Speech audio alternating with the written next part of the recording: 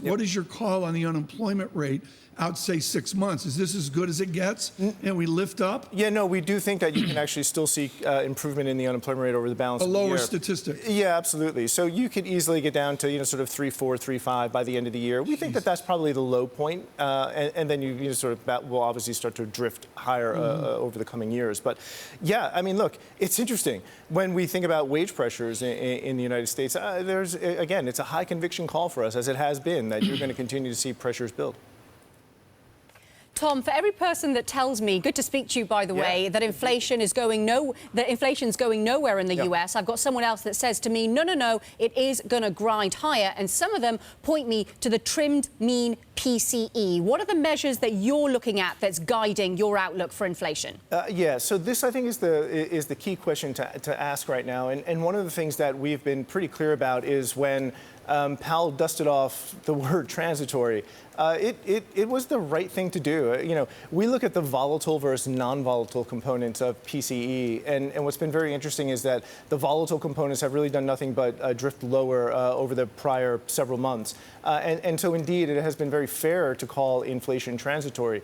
If you look at the non-volatile components of inflation, in the aggregate, they're running at right around 2%. So we're very sympathetic to that bigger idea, again, in the more immediate term. One thing I've been fond of saying, whether on the show or elsewhere, is that if you look at core services inflation is running at a 3% pace, and that has been true for many, many, many months now.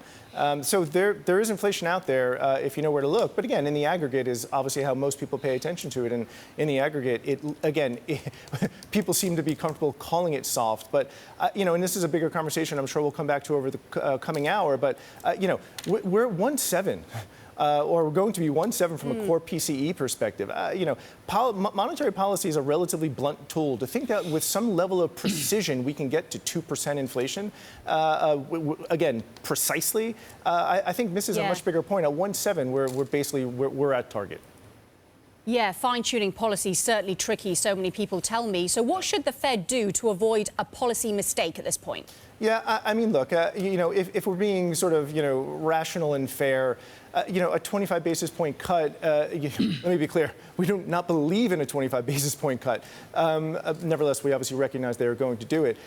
We don't think a 25 basis point cut in the immediate term is going to sort of unleash some imbalance in the immediate term. Calling this a policy mistake today, I don't know, that might be a bit of a stretch. But what I will say is, as we sort of look down the road, just think about this. You have a consumer that's running at a 4% pace, here in Q2, and we're cutting their discount rate. I mean, that sort of defies logic. And again, we can get into the sort of the risks of that down the road. Let me show you this